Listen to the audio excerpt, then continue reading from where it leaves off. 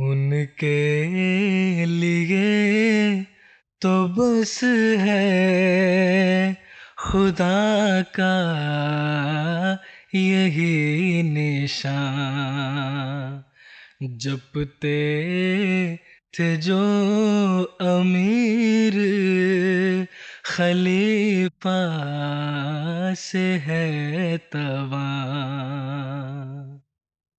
حضرت مسیح موعود علیہ السلام کی عظیم الشان کتاب براہین احمدیہ کے منظر عام پر آنے سے ایک طرف عالم اسلام میں خوشیوں کی لہر تھی اور دوسری طرف مخالفین اسلام میں بے چینی کی صورتحال تھی۔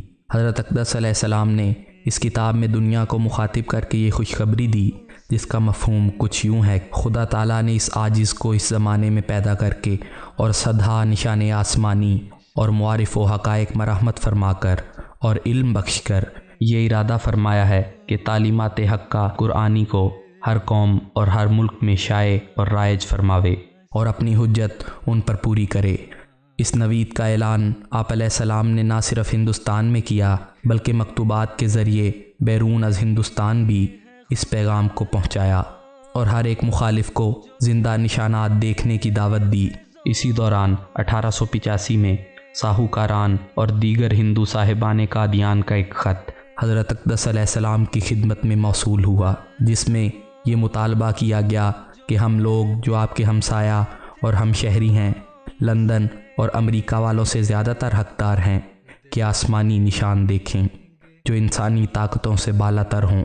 آپ علیہ السلام ان ہندوؤں کے اس خط سے خوش تھے کہ اسلام کی صداقت میں نشان کا مطالبہ کیا گیا ہے، چنانچہ حضور علیہ السلام نے اس مطالبے کو لے کر اسی واحد لا شریک خدا کی طرف توجہ کی جس کی تائید و نصرت کے یقینی وعدوں سے اطلاع پا کر آپ علیہ السلام نے اسلام کی سچائی کا اعلان کیا تھا اور ہوشیار پور میں اعتکاف فرمایا۔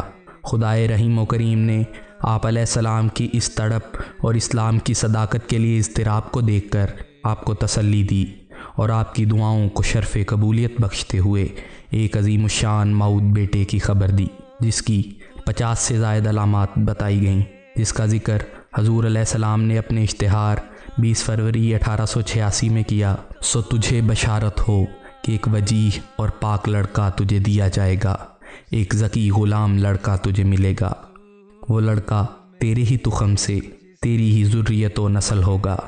خوبصورت پاک لڑکا تمہارا مہمان آتا ہے، اس کا نام اموائل اور بشیر بھی ہے، اس کو مقدس روح دی گئی ہے اور وہ رجس سے پاک ہے، وہ نور اللہ ہے۔ مبارک وہ جو آسمان سے آتا ہے، اس کے ساتھ فضل ہے جو اس کے آنے کے ساتھ آئے گا، وہ صاحب شکو اور عظمت اور دولت ہوگا۔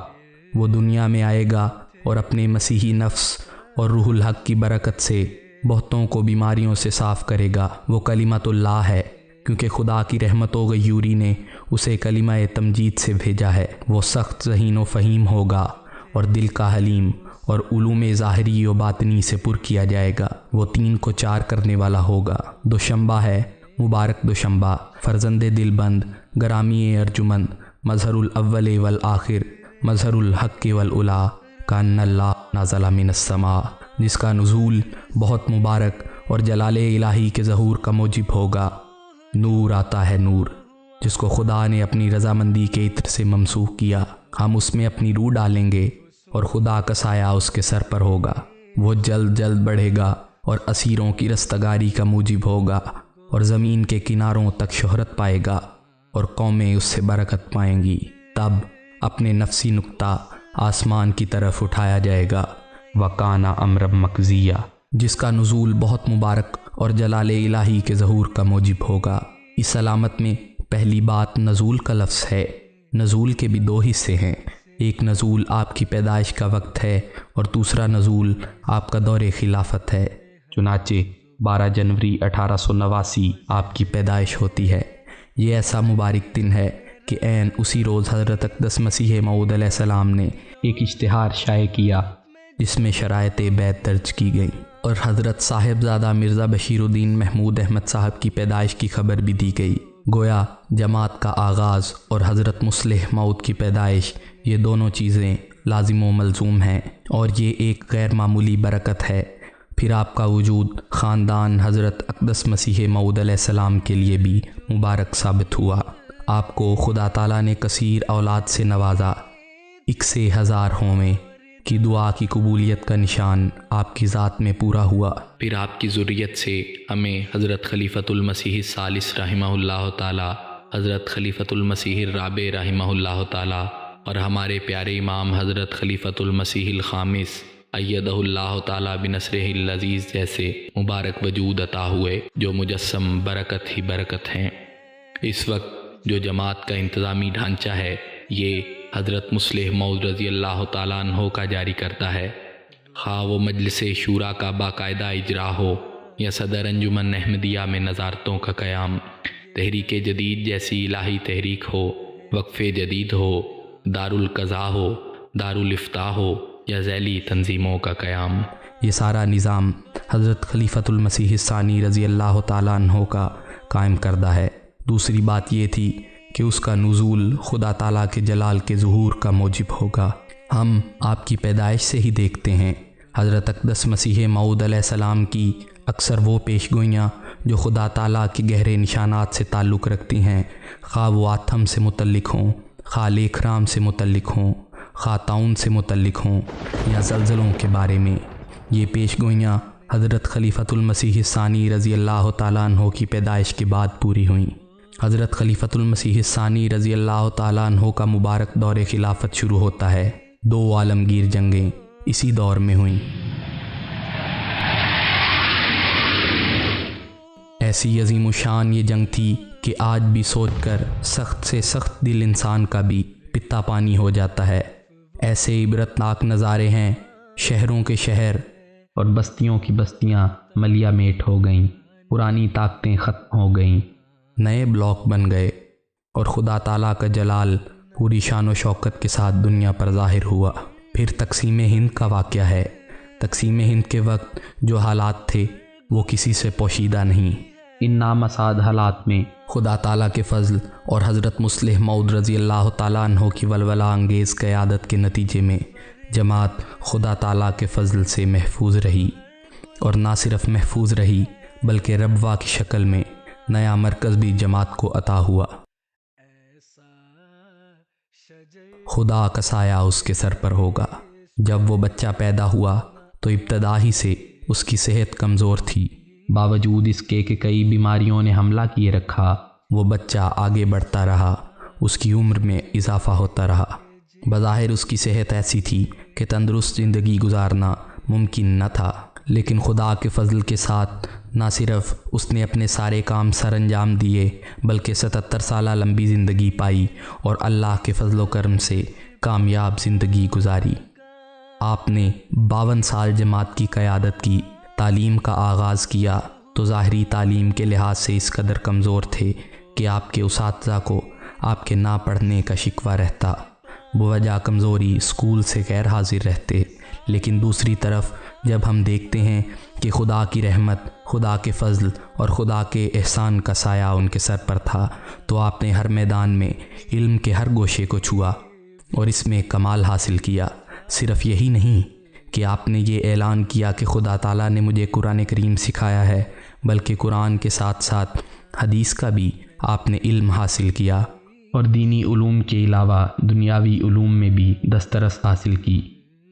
آپ نے 130 سے زائد کتب تصنیف فرمائی جو مذہبی عناوین کے علاوہ سیاسیات، معاشیات پر بھی ہیں۔ آپ نے مالی امور، انتظامی اور سیاسیات پر لیکچر بھی دیے۔ گویا خدا کے فضل کی وجہ سے، خدا کا سایہ اس بچے کے سر پر ہونے کی وجہ سے آپ نے عملی اور علمی زندگی میں شاندار کارہائے نمایاں سر انجام دیے۔ حضرت مسیح موعود علیہ السلام کی مبشر اولاد ہونے کی وجہ سے آپ کو مخالفت کا سامنا بھی تھا۔ وہ مسیح موعود علیہ السلام کا عظیم الشان بیٹا، جماعت کا لیڈر اور خلیفۃ المسیح تھا۔ یہی وجہ تھی کہ اللہ کا سایہ آپ کے سر پر رہا۔ ہر مصیبت، ہر دکھ، تکلیف اور حملے کے وقت خدا تعالیٰ نے آپ کو محفوظ رکھا۔ ایک وقت ایسا بھی آیا کہ جب حضرت مصلح موعود رضی اللہ تعالیٰ عنہ پر ایک دشمن نے چاقو سے حملہ کر دیا اور آپ رضی اللہ تعالیٰ عنہ شدید زخمی ہو گئے، لیکن خدا تعالیٰ نے نہ صرف آپ کو محفوظ رکھا بلکہ اس کے بعد بھی آپ نے 11 سال جماعت کی قیادت فرمائی۔ ایک دفعہ مجمع میں تقریر فرما رہے تھے کہ آپ کا گلا خشک ہو گیا۔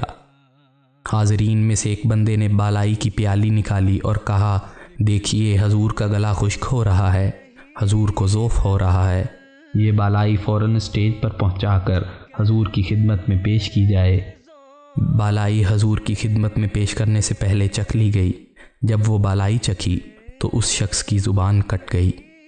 اس بالائی میں زہر ملا ہوا تھا۔ یہ خدا کا سایہ تھا، خدا کا فضل تھا، خدا کی تائید تھی۔ اس نے حضور کو محفوظ رکھا اور وہ بالائی حضور نے چکھی بھی نہیں۔